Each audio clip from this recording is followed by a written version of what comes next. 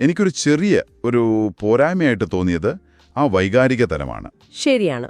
മുത്തശ്ശിയുടെ മരണം അത്രയും പ്രധാനപ്പെട്ടൊരു സംഭവമായിട്ടും ആ ഒരു ദുഃഖം, ആ ഒരു നഷ്ടം, അത് പ്രേക്ഷകരിലേക്ക് അത്ര ആഴത്തിലെത്തിയോ എന്നെനിക്കൊരു സംശയം തോന്നി. ഞാനും യോജിക്കുന്നു. ആ രംഗങ്ങൾ കുറച്ചുകൂടി സമയമെടുക്കാമായിരുന്നു തോന്നി. കുറച്ച് വേഗത്തിൽ പോയ പോലെ. അതേപോലെ തന്നെ ക്ലൈമാക്സിലെ ആ രംഗം, ചിതയ്ക്ക് തീ കൊളുത്തുന്നത്.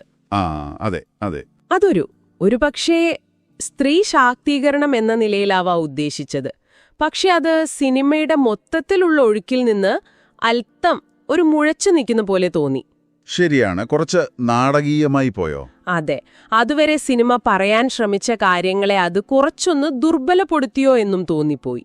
കുറച്ചുകൂടി സൂക്ഷ്മമായി പറയാമായിരുന്നു. പിന്നെ ചില കോമഡി രംഗങ്ങൾ, പ്രത്യേകിച്ച് സിനിമയുടെ ആദ്യ പകുതിയിൽ, എന്താ പറയാ, എനിക്കത്ര വർക്കായില്ല. ചില തമാശകൾക്കൊരു ആവർത്തന സ്വഭാവം വന്നോ എന്നും തോന്നി.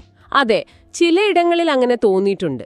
പിന്നെ ഈമയൗ പോലെയുള്ള സിനിമകളുമായിട്ട് താരതമ്യം ചെയ്യുമ്പോൾ സമാനമായ പ്രമേയം. അതെ, ഇതിന്റെ ഒരു ആഖ്യാനം കുറച്ചുകൂടി ലളിതമാണ്. സാമൂഹിക വിമർശനം അത്ര ആഴത്തിലേക്ക് പോയില്ല, കുറച്ച് ഉപരിപ്ലവമായി തോന്നി എന്ന് വേണേൽ പറയാം. അപ്പോ ചുരുക്കി പറഞ്ഞാൽ, വ്യസനസമേതം ബന്ധുമിത്രാദികൾ ഒരു മോശമല്ലാത്ത ഡാർക്ക് കോമഡി അനുഭവം തരുന്നുണ്ട്. തീർച്ചയായും ഒരു പുതിയ സംവിധായകന്റെ നല്ല ശ്രമമാണ്.